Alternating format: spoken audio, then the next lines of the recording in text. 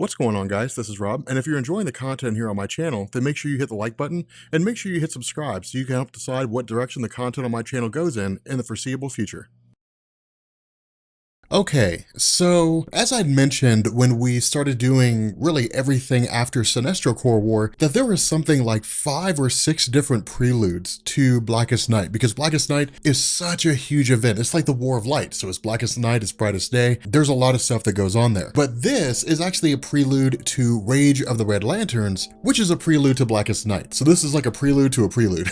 But it gets pretty cool in terms of how all this unfolds, because what this does is this deals with the early formation of the Red Lantern Corps, but it really also deals with this coming together of the War of Light. Now, the cool thing about this is that this initially focuses on the nature of individuals who are basically becoming what are called Alpha Lanterns. And Alpha Lanterns are actually a pretty cool concept. And the reason why is because these are basically policemen for the Green Lanterns themselves. And we'll actually get into that here in a second. What we end up doing is we actually pick up with Sinestro. Now, for those of you guys who are just now joining us, Sinestro Corps War was really like the last big event that we did. And that's really the only thing you need to know in order to be able to follow this bit of a story here. But what ended up happening is that the former Green Lantern Sinestro had basically long since defected from the Green Lantern Corps after basically being shunned aside and then making himself a Yellow Lantern, only for us to find out that he eventually came along and formed his own Lantern Corps called the Sinestro Corps. Now, initially, the arrival of the Sinestro Corps came by way of these small little things that would pop up here and there. It wasn't any great big huge event that just suddenly happened. It was just these small little tidbits, these small little teasers that would crop up every once in a while. Suddenly, a lantern ring would appear before Bruce Wayne and it would say, "Batman, you have the ability to instill great fear. Welcome to the Sinestro Corps," or something along those lines. But what ended up happening is that with this Sinestro Corps War, while the Sinestro Corps was defeated, the overarching goal of Sinestro was not to eliminate the Green Lanterns in their entirety, although it would have been nice if he had. The goal was to irrevocably change the nature of the Green Lanterns so they no longer serve their purpose anymore. Now, for those of you guys who are reading Hal Jordan and the Green Lantern Corps in DC Rebirth, or you were reading Green Lanterns prior to DC Rebirth, then you know the long game that Sinestro's playing. And really, to kind of offer a bit of a spoiler for what it is that he's doing later on down the line, at least, this is stuff that we'll cover, I don't know, in like 6 or 7 months. It'll be a while before we get there. But the idea was that the Green Lanterns always existed as a peacekeeping force. And so they didn't really have the ability to kill people. They would simply just use their rings to take them prisoner and then whisk the bad guys away. That was the only role they played. But now that the Green Lanterns have the ability to use lethal force, then what this means is that people will start to look at the Green Lanterns in a different eye. They'll begin to look at them as killers. And so all Sinestro has to do is sit back and let the court of public opinion play its role. And ultimately, people will begin to turn on the Green Lanterns. That's ultimately what ends up happening with regards to Sinestro taking over the universe, really, using the Sinestro Corps as his own personal army, different things like that. But again, the funny thing about this is this hits home at the nature that Sinestro effectively won, that he won the Sinestro Corps War. Sure, he was taken prisoner, most of his guys were killed, but at the end of the day, he won because the goal of Sinestro was to spread fear. And that's exactly what he did. He instilled fear in a Lantern Corps that otherwise existed to overcome fear. And so it's this really, really good example of if you're trying to conquer a country, you don't invade the country. That's not what you do. You don't go into a country, invade it, and call it a day. What you do is you get the government of that country to turn its guns on its citizens. And then eventually it'll turn into an uprising, a revolt. And when that country's at its weakest, then you conquer it. That's exactly how Sinestro plays this stuff out. And so what we end up doing here is joining a handful of different people who are basically coping with the loss of different Green Lanterns that had perished during the Sinestro Corps War. But one of the most important characters here, and really the star of this particular story, is a girl named Lyra, one of the members of the Lost Lanterns. Now, the reason why I say Lost Lanterns, if you're just now joining us or if you've been watching this for a little while, bear with me for a second for the new folks. Back in 1993, when Hal Jordan became a bad guy, he was basically possessed by the Parallax entity, which is to say the entity that represents all fear that exists in the universe. The result was that Hal Jordan became a bad guy. He laid waste to the entirety of the Green Lantern Corps. It was believed that he had killed them all. But what we ended up finding out is that some of the original Green Lanterns that were believed to have been killed by Hal Jordan actually survived, and they were being held captive by Cyborg Superman and the Manhunters. Of course, you'll find all this stuff in our Green Lantern playlist if you want to get caught up. But the idea here was that these lanterns who were previously believed to have been dead and then discovered to have been alive alive are what are referred to as the Lost Lanterns. But the thing that differentiates them from all the other lanterns that are out there is that while they are basically making their return, they're essentially veterans. They had been fighting as Green Lanterns for quite some time. Not only that, they all harbor just this extreme hatred for Hal Jordan because the last memory they have of him, he turned against them all and tried to kill him. With the character of Lyra as one of the Lost Lanterns, she's experienced nothing but just trial and torment. One of the things they talk about here in a little while is that her father had basically committed suicide. And the result of this is that with her father having been a renegade, having basically been a shunned lantern, lost his honor, Lyra was carrying this around. No matter where she went as a Green Lantern, no matter what she did, people always saw her as the daughter of a shunned lantern. And so with that legacy following her around, combined with the fact that she'd been betrayed by Hal Jordan and then now lost one of her fellow Lost Lanterns, her life is literally in turmoil. And so what ends up happening here is that on the journey back to the home planet of Kihon, where they're basically taking his body back to his family, once the Lost Lanterns arrive, they basically end up finding out that every single person had been killed. Now, this had been done by a character named Amon Sur. Now, the cool thing about this is that if you are pretty new to Green Lantern, Amon Sur is the son of Abin Sur, and Abin Sur was the guy who crash landed on Earth and basically told his ring, find a new host, and his ring found Hal Jordan. And so because of this, Amon Sur always believed that he should have been the heir to his father's ring. Now, when it comes to the Green Lantern mythos, that's not unprecedented. It's not like Amon Sur just kind of came out of nowhere with this belief system. That's happened quite a few times. When it comes to different lanterns that are out there, I believe Tomar Ray was the father and Tomar 2 is the son. But when it comes to the different Green Lanterns that are out there are times where a Green Lantern will perish in battle and then their offspring will take up the mantle. And so again, it's kind of a cool scenario, and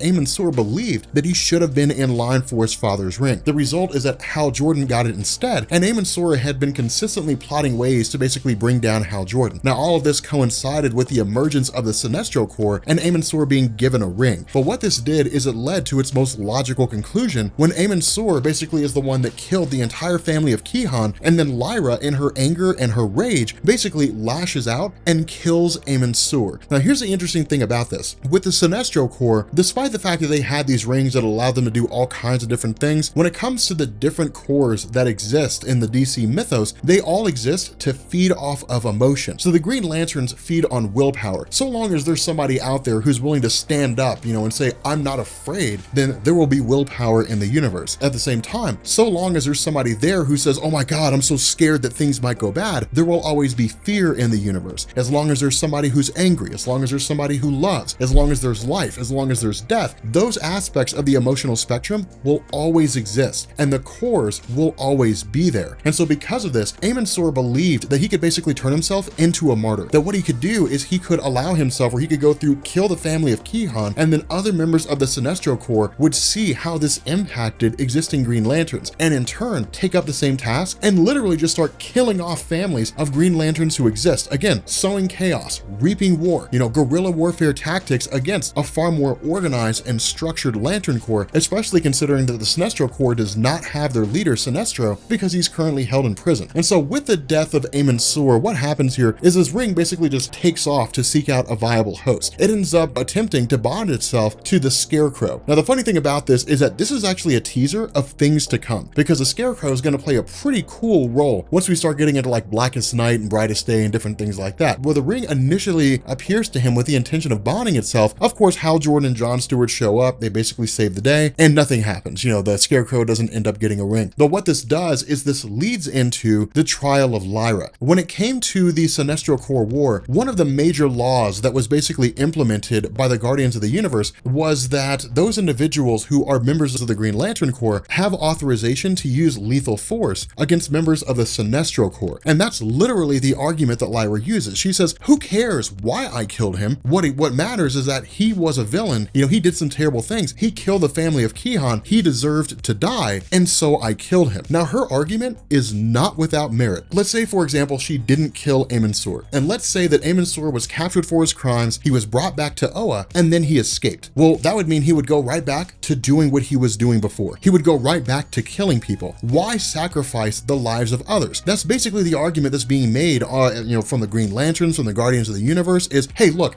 justice is the most important thing. And so yes, this guy killed children, but he deserves a fair trial just like everybody else. No, he doesn't. He gave up that right when he murdered a family. He sacrificed sacrificed that. That's the choice that he made. He looked at the consequences of his own actions and said, if I commit this crime, then there's a good chance somebody's gonna come and kill me, and I don't care. Why give that chance? Why go to a 3-year-old or a 4-year-old or an 80-year-old woman and say, hey, look, yeah, there's a chance you're gonna die and Amon Sur is gonna be the one to kill you, and it sucks that that's gonna happen, but you know, that's just the price we pay when it comes to justice. I mean, I don't know what to tell you. It doesn't work that way. That guy made a choice, he paid the price. And the result is that the Green Lanterns effectively turn on Lyra. Now, what this also does is this brings in something called the Alpha Lanterns. And the reason for this is because the actions of Lyra throw into sharp relief that there are going to be Green Lanterns out there who are going to basically look at the rules as they exist and then interpret them different ways. And that's the problem, is that these rules are not absolute. These rules are basically written in a way where anybody can look at them. You can show the rules to 5 different people and give them each a circumstance, and they'll interpret the rules in different ways. The law says lethal force can be used against a member of the Sinestro Corps. It does not say lethal force can be used against a member of the Sinestro Corps,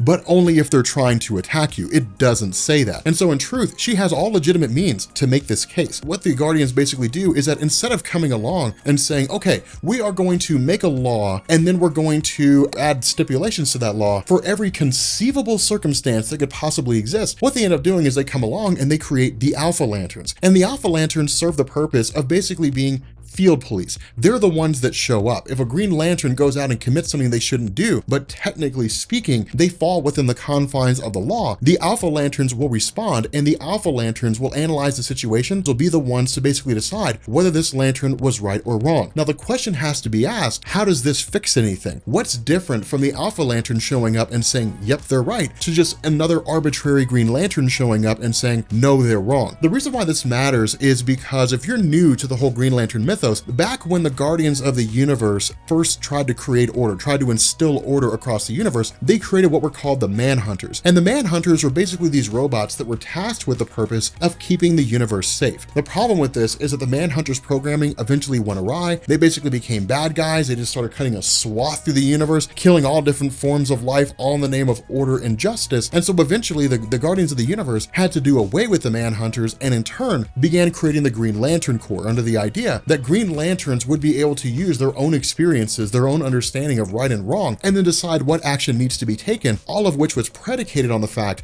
that before Sinestro Corps War, Green Lanterns couldn't kill. And so the idea that Green Lanterns can kill complicates everything. And so what ends up happening here is that where individuals are basically chosen to become Alpha Lanterns, and John Stewart's one of them, John Stewart actually turns them down. John Stewart actually says no, he doesn't want to be any part of that. And the reason why is because the Guardians say the Alpha Lanterns will exist to basically serve the purpose of enforcing the 10 laws that the Guardians of the Universe have put into creation. The problem with this is that only 2 of those laws are known. And so those individuals who sign up to become Alpha Lanterns don't know what other laws they're going to be forced to implement. They could very well be forced to implement laws that say it's illegal to fly from one side of the universe to the other on a Thursday. We have no idea what these laws are going to be. I mean, it wouldn't be anything that ridiculous, but you guys understand what I'm saying. They're basically signing up to enforce rules that they don't know anything about. What the Alpha Lanterns do is basically stand as this sort of combination of machinery and biological organisms. They're effectively cyborgs, or at least they seem to be that way. Now, the reason why this is so cool is because Green Lanterns traditionally, which is to say Hal Jordan, John Stewart, Kyle Rayner, Guy Gardner, they have to charge their rings. Their rings will run low. The reason why this is important is because with the Alpha Lanterns, they don't have that problem. The Alpha Lanterns mainline the central power battery. And so it's like the difference between you having a remote control that runs off batteries and having a remote control that plugs in from the wall. At the end of the day, they do serve the same purpose, but one is not going to run out of power as long as you have power going to your house. And so what ends up happening here is that where Lyra just immediately loses it when everybody basically says, okay, look, you are effectively guilty.